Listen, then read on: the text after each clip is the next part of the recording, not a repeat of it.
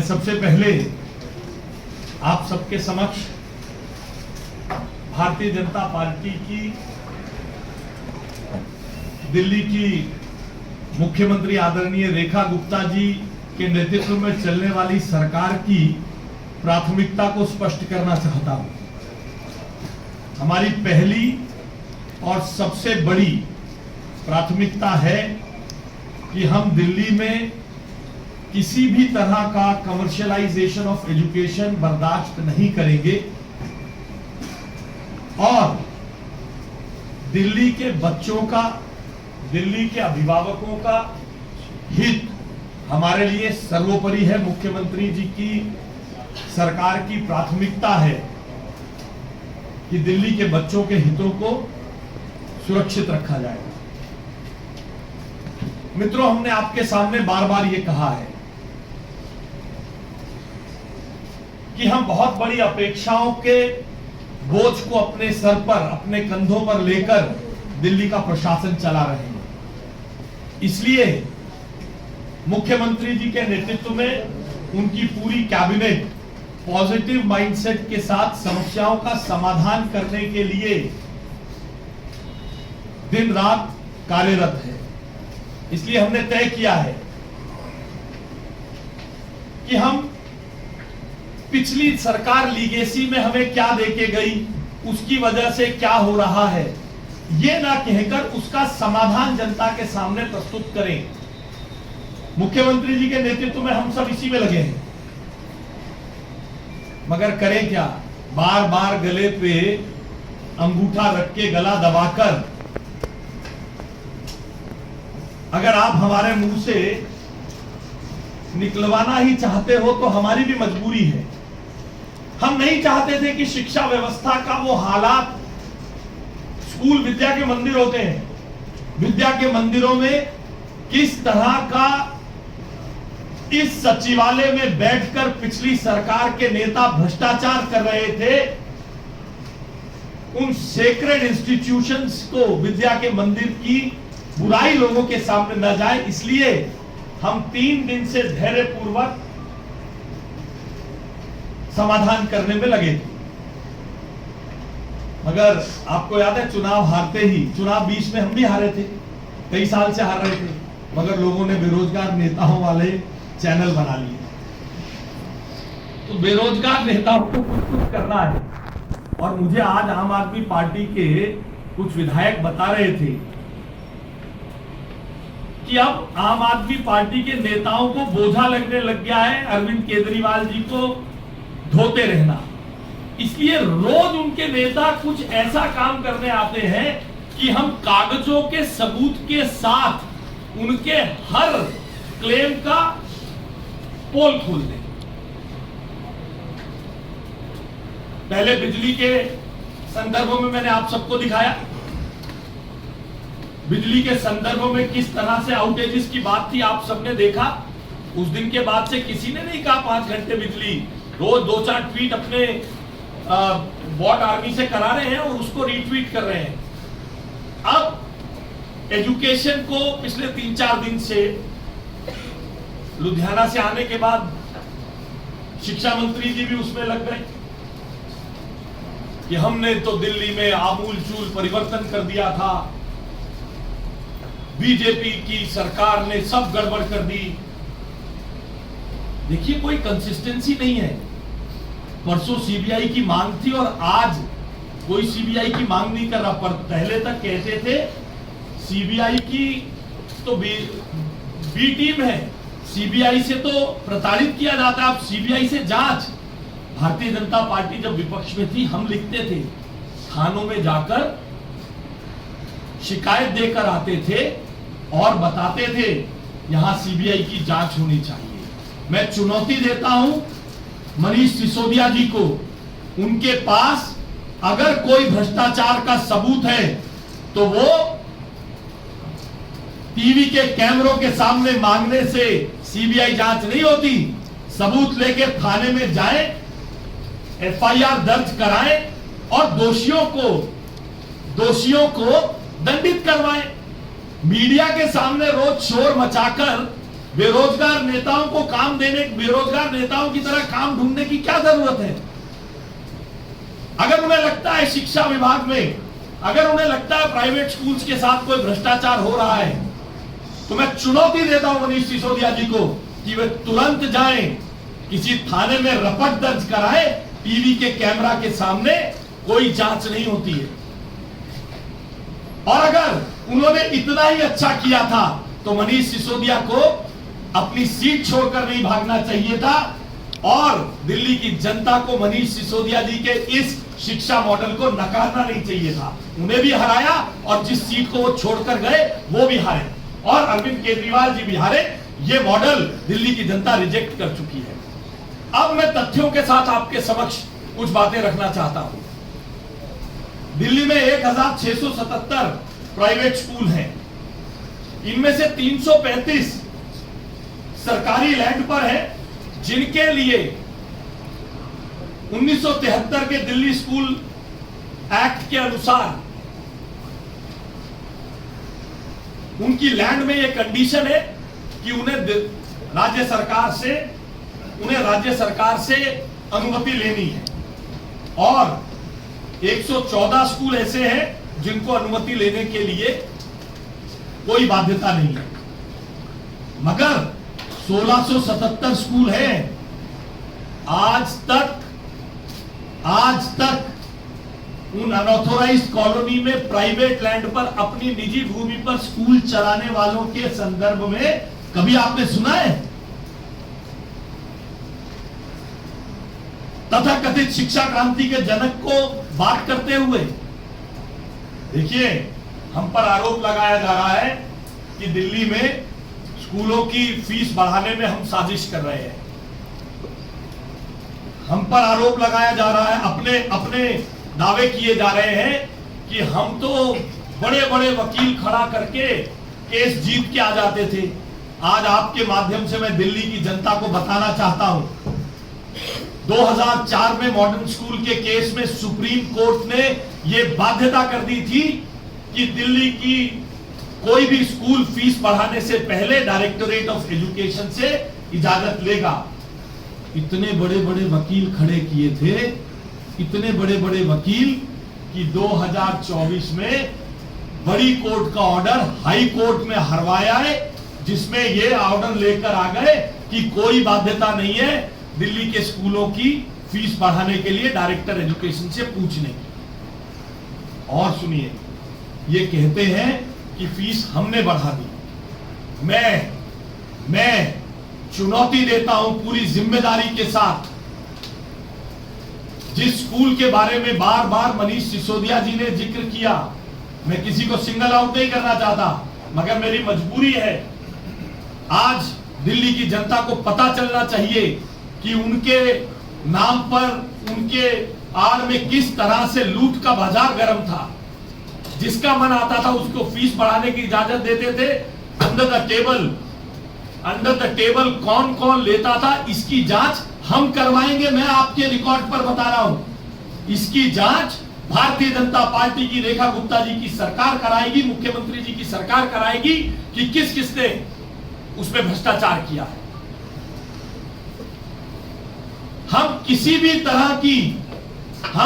भी तरह की अनैतिक बढ़ोतरी नहीं होने देंगे। ये मैं आपके समक्ष दिल्ली की जनता को आपके माध्यम से बताना चाहता हूं। आपके सामने मैं बताता हूं, एल्कॉन इंटरनेशनल का बार बार नाम ले रहे हैं कि हमने फीस बढ़ा दी, हमने फीस बढ़ा दी। और देखिए, हमारी सरकार, आपने देखा है, वो लोग कागज दिखाते हैं, हम कागज आपको देकर जाते हैं। कागज ज्यादा थे, फोटोकॉपी नहीं कराई। जो लेना चाहे मेरे कार्यालय से ले सकते हैं, मैं उपलब्ध कराऊंगा। ये एल्कॉन इंटरनेशनल का ऑर्डर है साहब, एल्कॉन इंटरनेशनल का ऑर्डर है ये। इसमें बोला 14 करोड़ 99 लाख यानी 15 करोड़ रुपए आपने बिना मर्जी के खर्च दिए, आपने मुनाफा कमाया और इधर उधर संभाल लिया, मगर फिर भी उस स्कूल को उसी साल के ऑर्डर में 15% फीस वृद्धि की अनुमति दे दी। देख रहे हैं आप, एल्कॉन इंटरनेशनल का ये ऑर्डर है, लिखित ऑर्डर है, ये डायरेक्टोरेट ऑफ एजुकेशन का ऑर्डर है। 15 करोड़ रुपए का घपला करते हुए स्कूल पकड़ा गया, 15% फिर बढ़ोतरी करने की अनुमति दे दी और 2024-25 में इसी स्कूल ने 15% की अनुमति जब 22-23 में दी तो 36% बढ़ा दी और अब 24-25 में 13% फीस एल्कॉन स्कूल ने बढ़ाई।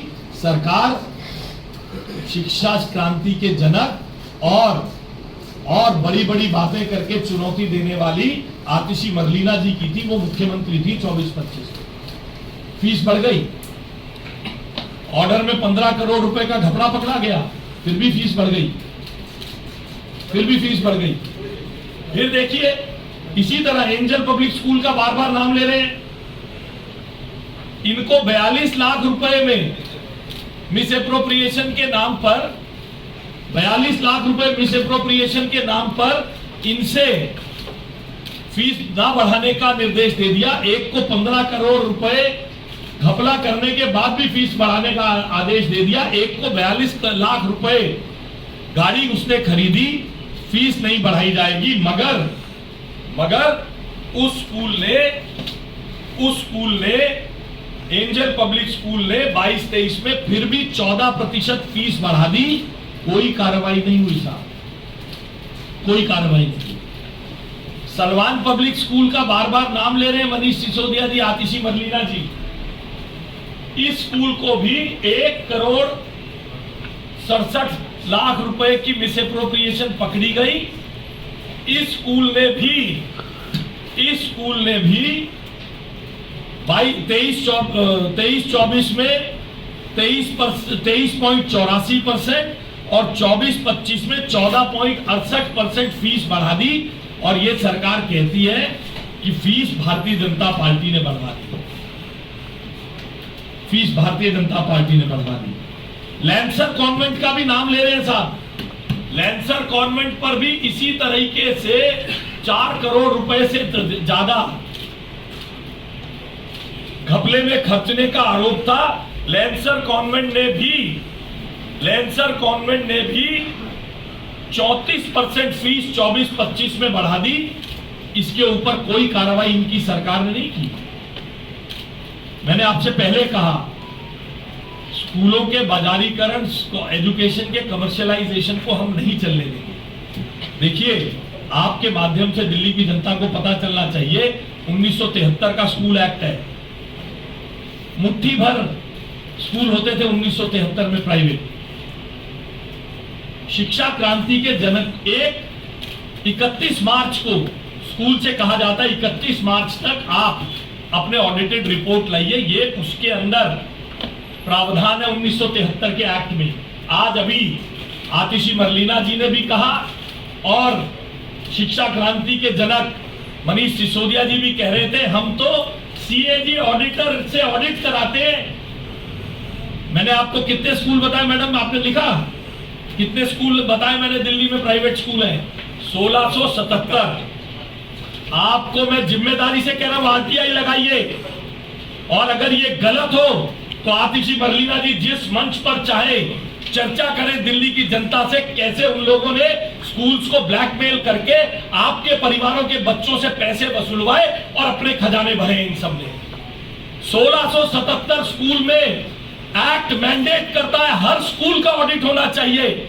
जो मनीष सिसोदिया जी जहां पर बैठकर दिल्ली की जनता को झूठ बोल रहे हैं, केवल 10 साल में केवल प्रति वर्ष 75 स्कूलों का ऑडिट होता है। 75 स्कूलों का। दिल्ली स्कूल एक्ट 1973 मैंडेट करता है कि हर स्कूल का ऑडिट होना चाहिए। दिल्ली स्कूल एक्ट मैंडेट करता है हर वर्ष जनरल इंस्पेक्शन होनी चाहिए। स्कूल कैसे करिकुलम का इंप्लीमेंटेशन कर रहा है, कैसे डिसिप्लिन बना रहा है, कैसे सेक्शन 193 के तहत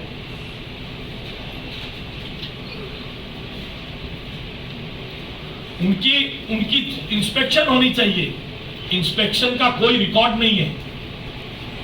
जो ऑडिटेड अकाउंट होना चाहिए जमा 10 साल का शिक्षा विभाग के पास, आप किसी स्कूल को रोकेंगे तो कैसे रोकिएगा? पिछले 2 साल की ऑडिट रिपोर्ट होगी, इस साल की ऑडिट रिपोर्ट होगी, तब जांचिएगा ना ये स्कूल प्रॉफिट कमा रहा है या नहीं कमा रहा।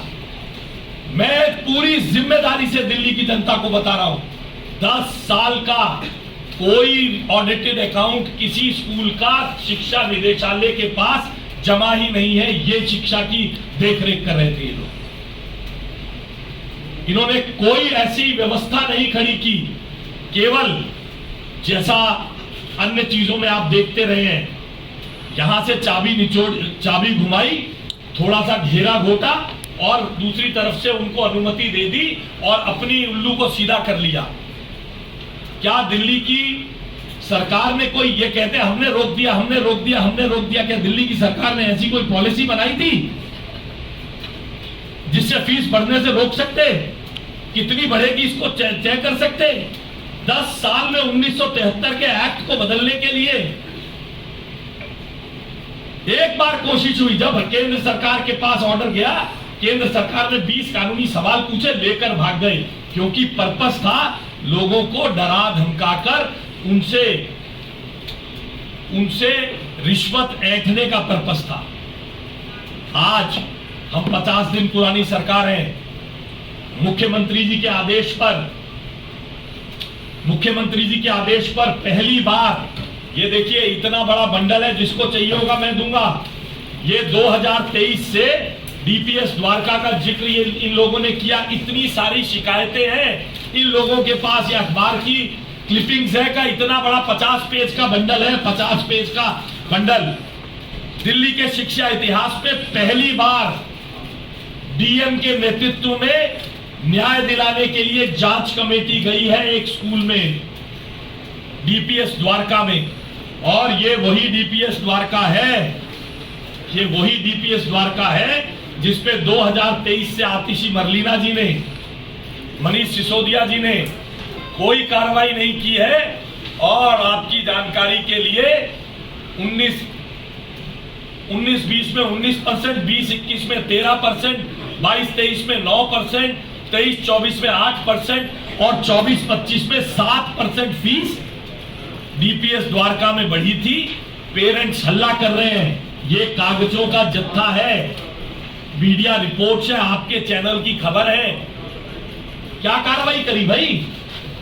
रोक रखा था। कितने स्कूलों की रिकॉग्निशन कैंसिल करके गए, कितने स्कूलों में जांच बिठाई।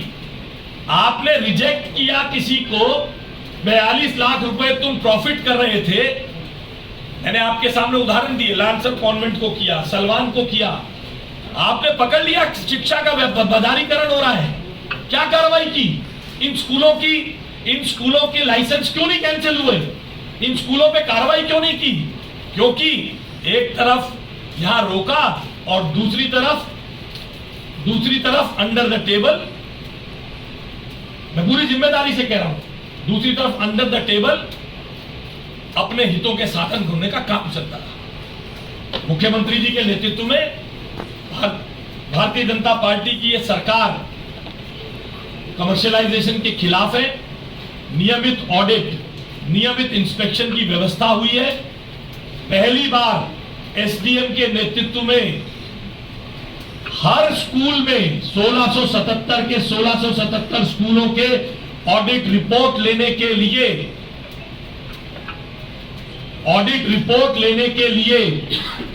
हर जगह से इस कार्रवाई को सुदृढ़ करने के लिए मुख्यमंत्री जी ने एसडीएम्स को निर्देश दिए। कमेटी बन के जाएगी, 18 सवाल का जवाब हर स्कूल से लेकर आएंगे। जो स्कूल गलत पकड़ा जाएगा उसको बख्शा नहीं जाएगा, फीस भी वापस होगी। मगर इस तरह से एडहॉकिज्म से मुख्यमंत्री रेखा गुप्ता के नेतृत्व वाली सरकार में नहीं चलेगा कि अपनी मनमानी से फीस बढ़ाने की अनुमति दे देंगे, अपनी मनमानी से फीस घटाने की।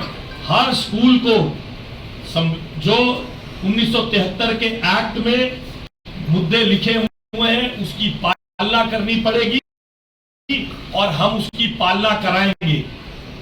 कुछ स्कूलों में जैसी शिकायत आ रही है, मैं भी मिला हूं, अपने कार्यालय में मिला हूं, डीपीएस द्वारका के पेरेंट्स से मिला हूं, एल्कॉन पब्लिक स्कूल के पेरेंट्स, बहुत सारे पेरेंट्स मुझे मिले हैं। हमने उन्हें आश्वस्त किया है कि ये हाई कोर्ट के नाम पर जो जिस प्रकार का आपके साथ खिलवाड़ किया जा रहा है, इसको हम पूरी व्यवस्था करके खत्म करेंगे, रोकेंगे। और एसडीएम के नेतृत्व में एक कमेटी हर स्कूल की विजिट करने वाली है। उसमें हमारे director education, deputy director education होंगे, उसमें अकाउंट्स विभाग के लोग होंगे। हर स्कूल की जांच होगी, हर स्कूल को, और यह जांच चल रही है। मैंने आपको बताया डीएम कापासेड़ा के नेतृत्व में बीपीएस द्वारका की विजिट हुई है, एक बच्चे का इंटरव्यू वीडियो रिकॉर्डिंग हुई है और उसकी पूरी कार्रवाई चल रही है। मगर बच्चों के भविष्य का मामला है, बच्चों के सेंसिटिव विषय है, बच्चों के ऊपर प्रतिकूल प्रभाव नहीं पड़ना चाहिए। इसलिए हम बच्चों के हित और पेरेंट्स के हित, दोनों के हितों को साध रहे हैं। और जो मुख्यमंत्री जी के निर्देश पर 2024 के केस में डेट पड़ी हुई है मई की 25 में, इनसे इतना नहीं हुआ कि हम बच्चों की एडमिशन से पहले, हमारी सरकार, हमारे विभाग ने मुख्यमंत्री जी के आदेश पर उसको अर्ली हियरिंग के लिए अपना लगाया है। उस कोर्ट के केस को भी जीतने की व्यवस्था करके स्कूलों को बाध्य करने का काम हम करेंगे। कभी इस सरकार ने नहीं सोचा कि at the end of the financial year, यानी 31 मार्च को आएगा, 1 अप्रैल को स्कूल खुलेंगे, तो उस ऑडिट का करेंगे क्या, उस ऑडिट रिपोर्ट का करेंगे क्या, एक दिन में फीस को बढ़ाने घटाने का क्या समाधान निकाला जा सकता है? कोई जवाब नहीं है इनमें से किसी के पास। केवल जैसा मैंने आपसे कहा, शायद उन्होंने भी हंसी में कहा होगा, मगर उन्हें क्या पता था कि कोई बार बार उन्हें याद भी दिला देगा।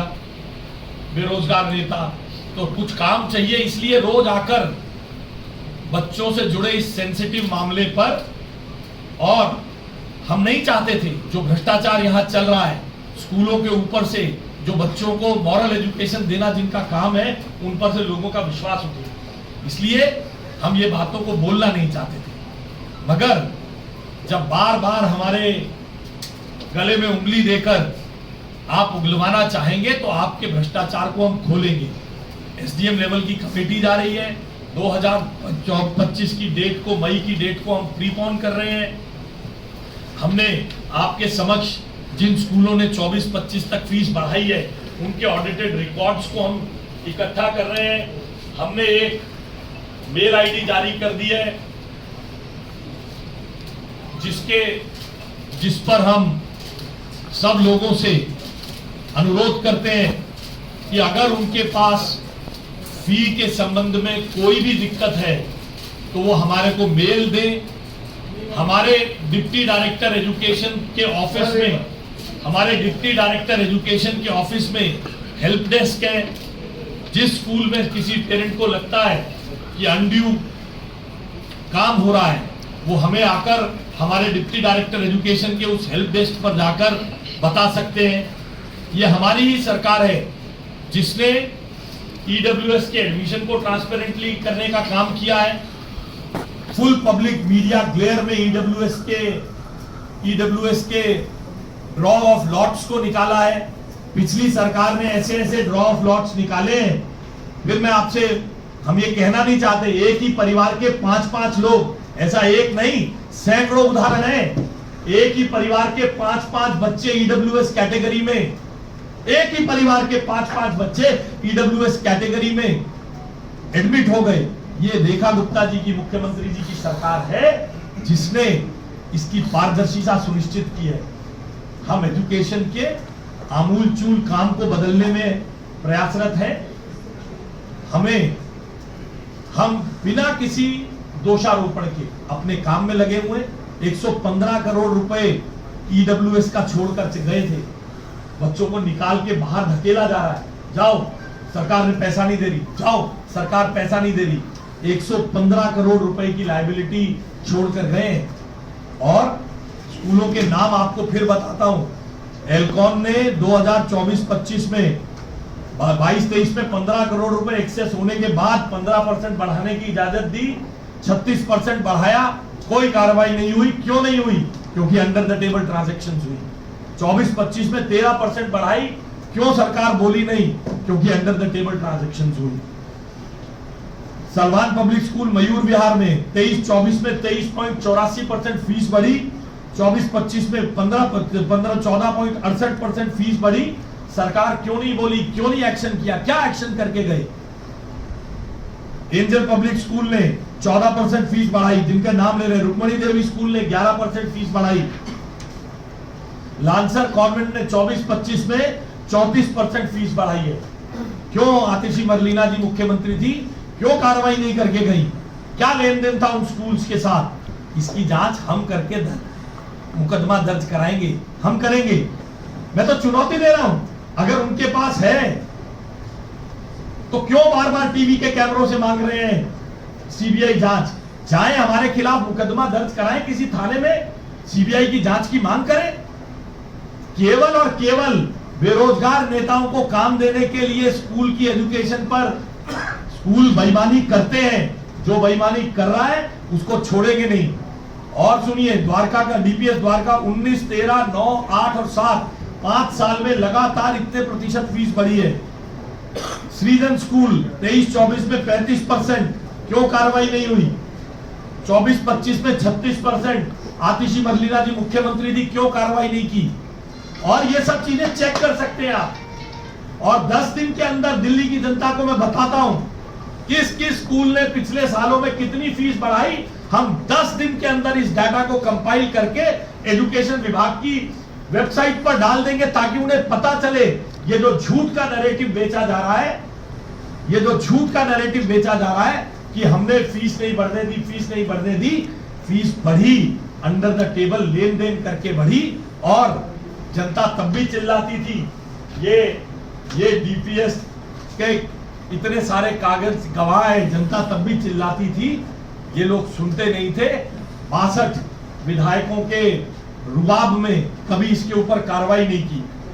मार्गरेट सीनियर सेकेंडरी स्कूल 21-22 में 20-21 में 30%, 21-22 में 20%, 22-23 में 20%, 23-24 में 10% फीस बढ़ी। सेंट ग्रेगोरियस स्कूल में 21-22 में 14.82%, फिर 24.59%, 19.62% फीस बढ़ी। पिनाकल स्कूल में 3 साल से लगातार 10% फीस बढ़ रही है हर साल। लक्ष्मी पब्लिक स्कूल में 28%, 18%, 16.5%। और हम केवल इन्हीं स्कूल्स को, डीडीए की लैंड वाले स्कूल नहीं, निजी भूमि पर चलने वाले स्कूल्स को भी विजिट कर रहे हैं। जिनको हमने रिकॉग्निशन दी है उनको हम विजिट कर रहे हैं। एसडीएम जाएंगे, जा रहे हैं, उनकी रिपोर्ट लाकर उसकी पूरी जांच होकर, ऐसे और बहुत, रॉकफील्ड स्कूल, वंदना इंटरनेशनल स्कूल, पूर्ण प्रजना पब्लिक स्कूल 48% फीस बढ़ाई है 24-25 में। आतिशी मरलीना जी चीफ मिनिस्टर थी। इसलिए मैं आपको निवेदन करता हूं, आप सब दिल्ली के नागरिक भी हैं, पत्रकार से पहले आप दिल्ली के नागरिक हैं। दिल्ली की स्कूल व्यवस्था को ठीक करने के लिए, एजुकेशन व्यवस्था को, प्राइवेट स्कूल्स को ठीक करने के लिए भारतीय जनता पार्टी की सरकार मुख्यमंत्री रेखा गुप्ता जी के नेतृत्व में काम कर रही है। हम इस मड स्लिंगिंग में, तूने बढ़ाया हमने बढ़ाया, 1973 के एक्ट में जो कमियां हैं उसको क्यों परिवर्तित नहीं किया इस सरकार ने? क्योंकि मनमानी से फीस बढ़ने देना, मनमानी से फीस रोकना, ये सरकार की मंशा थी। उसके पीछे अल्टीरियर मोटिव्स थे, मेलाफाइड इंटेंशंस थी। किसी को अनुमति दे देंगे 15 करोड़ रुपए मिस एप्रोप्रिएशन के बाद भी 15% फीस बढ़ाने की, दूसरे को रोक देंगे। जिनकी रोकी, ये लोग बार बार कह रहे हैं ना, हम रोक लेते थे, जिसके पास पैसा होता था उसको बोलते थे तुझे नहीं बढ़ाने देंगे। कार्रवाई क्यों नहीं करते थे? अगर आपने कमर्शियलाइजेशन से अपने पास एक फंड एक्रू कर लिया है, फंड खड़ा कर लिया है, तो उसके ऊपर तो कमर्शियलाइजेशन की एक्शन होना चाहिए था, उसके ऊपर तो उसकी रजिस्ट्रेशन कैंसिल होनी चाहिए थी। आपने सैकड़ों स्कूलों को आपका क्लेम है हमने रिजेक्ट किया, तुम्हारे पास पैसा है, वो पैसा किसका था? क्यों उनके खाते में पड़े रहना दिया आतिशी मरलीना जी? क्या कंसिडरेशन थी? जिनके खातों में पैसे पड़े रहे, जो इसका मतलब उन्होंने पहले इतनी फीस रखी हुई है कि उन्होंने इतना कमा लिया, बुक्स में से इधर उधर भी नहीं कर पा रहे। उनकी फीस घटवाई क्यों नहीं? उनको जेल क्यों नहीं भेजा? उनकी रिकॉग्निशन कैंसिल क्यों नहीं की? इनका कोई जवाब नहीं मिलेगा। सिर्फ बीजेपी से प्रश्न पूछे जाएंगे, 50 दिन पुरानी सरकार से प्रश्न पूछे जाएंगे। वो ये भूल जाते हैं उन्होंने शिक्षा में बदलाव किया, ये किया, वो किया। उसी कॉन्स्टिट्यूएंसी से पिछली बार रवि नेगी से बड़ी मुश्किल से 2500 से जीत के भाग गए थे, अब की बार वो छोड़कर भाग गए, दोनों सीट हार गए। तो ये अब चलने वाला नहीं है। और हमारी सरकार भी इनके इन आरोपों की दिल्ली की जनता जानती है। मुख्यमंत्री रेखा गुप्ता जी के नेतृत्व में सरकार शानदार काम कर रही है, लगातार निर्बाध बिजली देने की तैयारी हो रही है, वाटर लॉगिंग को रोकने की तैयारी हो रही है। मुख्यमंत्री रात को सड़कों पर घूमकर निर्माण कार्य की चिंता और निगरानी कर रही है। हमारे मंत्री सीवर के अंदर सीवर के लिए नई मशीन्स लाकर सीवर क्लीनिंग का काम में लगे हुए हैं। हमें डिरेल करने की ऐसी आरोप प्रत्यारोप की राजनीति हमारे पद से डिरेल नहीं कर पाएगी। दिल्ली की जनता ने हमें काम करने के लिए भेजा है, इन लोगों का जवाब देने के लिए नहीं भेजा है। हम काम करेंगे, एसडीएम रिपोर्ट्स ला रहे हैं, हम उसको कर दिखाएंगे। अगर हमें इतना छेड़ते नहीं तो इतनी सारी आतिशी मरलीना जी को फिर प्रॉब्लम हो जाएगी। इतने सारे इस बात को याद रखिएगा। उनके एमएलए कहते हैं, ये मनीष जी और आतिशी जी दोनों अब केजरीवाल जी का बोझ उठाने में इनको दिक्कत हो रही है, इसलिए अब ये बार बार ऐसे मुद्दे लेकर आते हैं कि इनकी पोल पट्टी रोज खुलती रहे। इतने सारे स्कूलों का मैंने आंकड़ा बताया, क्या एक्शन हुआ है? जिनको रिजेक्ट किया, खुद ही कह रहे हैं आपके सामने, आपको टीवी पर कह रहे हैं, प्रेस कॉन्फ्रेंस में कह रहे हैं हमने रिजेक्ट किया। अरे भाई रिजेक्ट किया, जिसके पास पैसा था वो पैसा तो जनता का था, वो पैसा तो जनता से फीस से इकट्ठा हुआ। बेईमानी का पैसा उनके पास रहने क्यों दिया? किस कंसिडरेशन से रहने दिया? फीस नहीं बढ़ाने दी। अरे वो तो पहले फालतू फीस ले रहा था, तभी इतना पैसा उस पर इकट्ठा हुआ। उसे वसूला जाना चाहिए था, उसका रिकॉग्निशन कैंसिल होना चाहिए था। कितने रिकॉग्निशन कैंसिल किए? अगर कोई एक्शन किया, एक भी रिकॉग्निशन कैंसिल होने की बात नहीं होगी। इसलिए ये हमारी वेबसाइट उपलब्ध है जनता को। हम हर तरह से जनता के साथ खड़े हैं। इस प्रकार के झूठे आरोपों की, मिथ्या आरोपों की मैं निंदा ही नहीं, चुनौती देता हूं। अगर कोई फैक्ट है मनीष सिसोदिया जी के पास, जाए किसी थाने में हमारे खिलाफ रपट लिखवाए और हम पर कार्रवाई करवाएं।